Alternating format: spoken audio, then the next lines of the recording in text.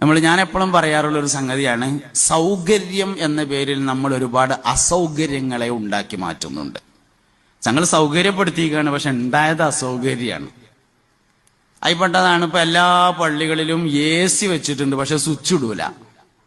ഉള്ള ഓക്സിജൻ വരാനുള്ള, വായു വരാനുള്ള ഓട്ട AC വെച്ച കാരണത്താൽ അടച്ചിട്ടുണ്ട്. മേലൊരു എയർ ഹോൾ ഉണ്ടാവും. ഈ എയർ ഹോള് AC വെച്ചു എന്നുള്ള പേരും പറഞ്ഞുകൊണ്ട് അത് അടച്ചു. എന്നാ പിന്നെ ഈ സാധനം സ്വിച്ച് ഇടണ്ടേ, അത് സ്വിച്ച് ഇടൂല. അപ്പൊ കറണ്ട് ബില്ല് കൂടുമല്ലോ എന്ന് നമ്മൾ പറയാം. എന്നാ പിന്നെ ആ കാര്യം തന്നെ വെക്കേണ്ടിന്നില്ലല്ലോ എന്നുള്ളതാണ്. വെള്ളിയാഴ്ച ബക്കറ്റ് കാട്ടിയേ കിട്ടുമല്ലോ കറണ്ട് ബില്ല് അടക്കാനുള്ള പൈസ. അതൊന്നും ഒരു ന്യായമല്ല. നല്ല തണുപ്പുള്ള സമയത്ത് സ്വിച്ച് ഇടണ്ട, അതൊഴിച്ചാൽ ബാക്കി സ്വിച്ച് ഇടാനുള്ളതാണല്ലോ ആ സാധനം. ഹൗലങ്കാർക്ക് കയറിനോടത്ത് വലിയൊരു ഗേറ്റ് ഉണ്ടാവും, നല്ലൊരു ഗ്രില്ല് വെച്ചിട്ട്. അതിന്റെ പകുതി മേലെ അടിയിലൊരു കുറ്റി ഇട്ടിട്ടുണ്ടാവും, മേലെ ഒരു കുറ്റിന്റെ പുറമെ ഒരു കമ്പിയോണ്ട് കെട്ടും കൂടിയും ചെയ്തിട്ടുണ്ടാവും. ആരും തുറക്കരുത് എന്ന് കരുതിയിട്ട് നല്ല വിശാലമായ ബാത്റൂമിന്റെ പകുതിയെ കൂടി ഒരു കയർ ഇങ്ങനെ കെട്ടിയിട്ടുണ്ടാവും, ആരും ഉപയോഗിക്കണ്ടെന്ന് വിചാരിച്ചിട്ട്.